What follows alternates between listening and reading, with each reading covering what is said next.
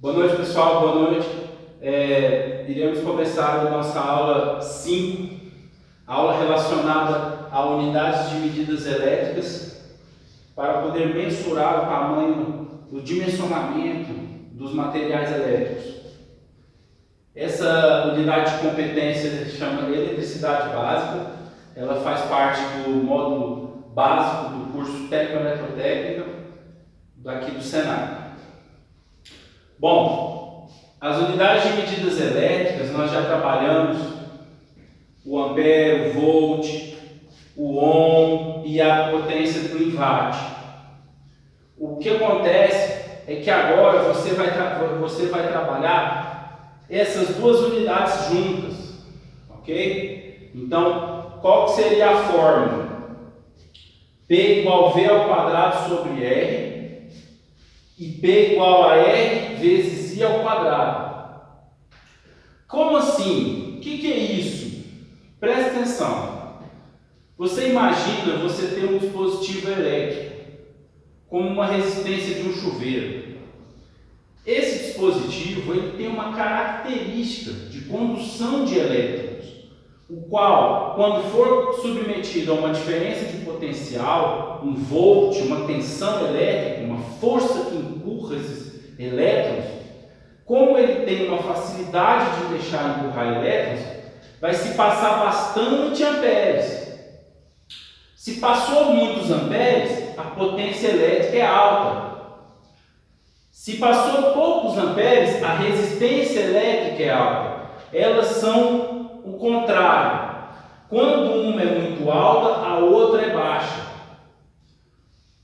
E elas dependem do volt e do ampere, ambas.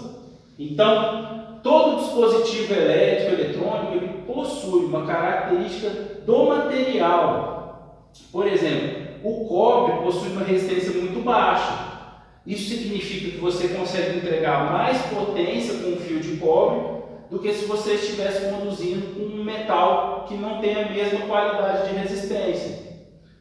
Por exemplo, o alumínio, que é um pouco abaixo, a resistência do alumínio é um pouco mais alta que a resistência do cobre.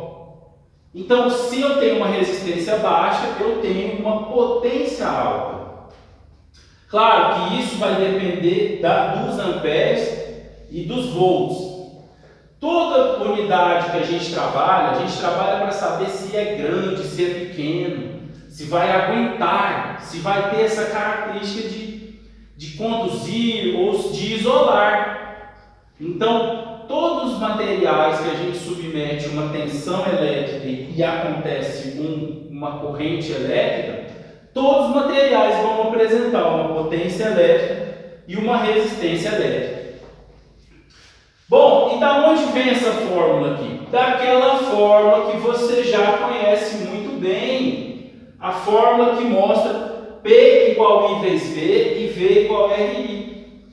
Se isolarmos o V, a letra V, o que a gente vai obter? A gente vai obter P sobre I, não é?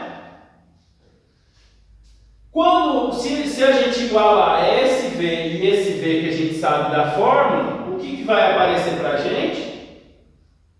Vai aparecer que V é igual a V, né? Você vai igualar com a álgebra, a matemática, isso alinhado com a física, para poder dar valores. Você vai ter R vezes I igual a P sobre I. Esse igual a esse.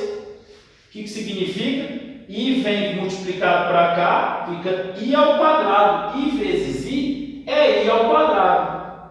I ao quadrado, então ficou P igual a RI ao quadrado. Então a corrente, quando ela varia, ela influencia no circuito da potência ao quadrado? Exatamente, ela é a tensão. Tranquilo? Então agora vamos olhar alguns exemplos. Então é para isso que a gente está estudando tudo isso. É para eu conseguir ter noção de valores.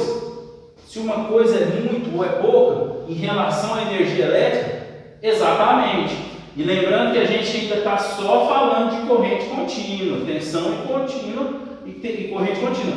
Quando a gente for trabalhar a tensão alternada, vai ter algumas mudanças em relação à potência, tá? São algumas potências que vão aparecendo por causa da onda alternada. Mas por enquanto, fique tranquilo, nós estamos na corrente contínua, que o assunto é um pouco mais tranquilo. Bom, então, utilizando um exemplo,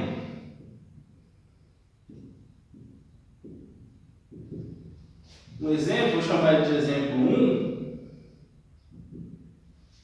Eu tenho uma máquina elétrica que ela tem 100 watts de potência e eu tenho uma corrente elétrica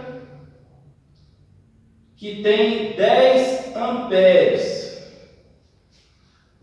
Qual é o valor da minha resistência?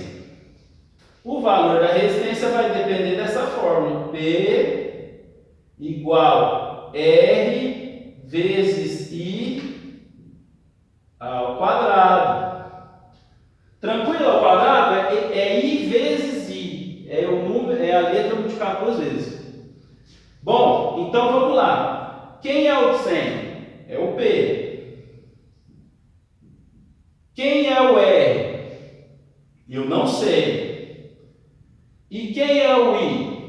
10. Então é 10 ao quadrado. Então 10 ao quadrado, 100 é igual a R vezes 10 ao quadrado. 10 ao quadrado, gente, é 10 vezes 10. 0 vezes 0 é 0, 0 vezes 1 é 0, põe um mais aqui.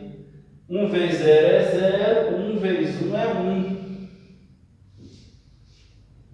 Então aqui fica como 1 desce, o 0 desce e o outro 0 desce. 10 vezes 10 é 100. Então R igual a 100 dividido por 100. Quanto ficou esse valor? 1 ohm. Legal? Agora, se eu perguntar para você qual é o valor em volts que esse circuito está trabalhando, bom, aí você tem algumas opções. Por exemplo, P igual I vezes V. Você tinha o P e tinha o I. Essa fórmula aqui resolve tranquilamente. Quanto que é o P? 100. Quanto que é o meu I? 10. O meu V eu não sei. Ficou 100 dividido por 10. Lembra que sempre fica por de baixo o que está multiplicado pela variável. Tranquilo? Então ficou 100 dividido por 10. Ficou quanto? 10 volts. Então, a resistência do circuito é 1 ohm e a tensão do circuito são 10 volts. Ok? Então vamos mais um exemplo. Então toda vez que eu estiver falando em watt e volt, eu estou falando de ampere e de ohm? Vamos ver um exemplo aqui. Lá em São Paulo, por exemplo, a energia, a tensão elétrica lá é 110 volts. Na verdade, 127, mas 110 volts. E você for ligar um chuveiro lá, com uma corrente ou melhor, e você sabe que ele tem uma potência de 6.000 watts. 6.000 watts em quilowatt é quanto? 6.000 quilowatts. 6.000 ou 6 quilowatts, tá?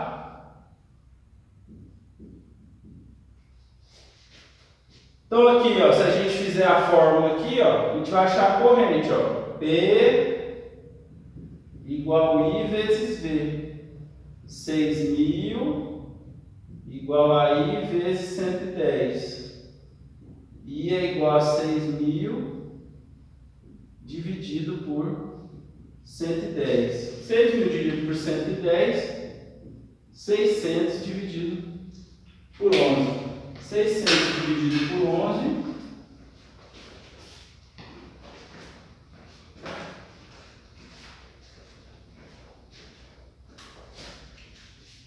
5,45 o quê? 54,45 amperes. Que é isso? Que corrente alta, hein? Isso aí derrete o carro. E qual que é a resistência ômica? Qual que é o valor da resistência? Você pode usar tanto essa fórmula que a gente sabe que é V igual a RI, que você tem o volt e tem o I agora, então você pode usar também. E você pode fazer direto, que é P V ao quadrado sobre R. Quem é o P? 6.000. Quem é o V? 110 ao quadrado vezes o R. R é igual... Quanto é 110 ao quadrado? 110 vezes 110... 12.100 dividido por 6.000, né? Que ele veio para cá dividindo. Isso dividido por 6.000 deu 2,01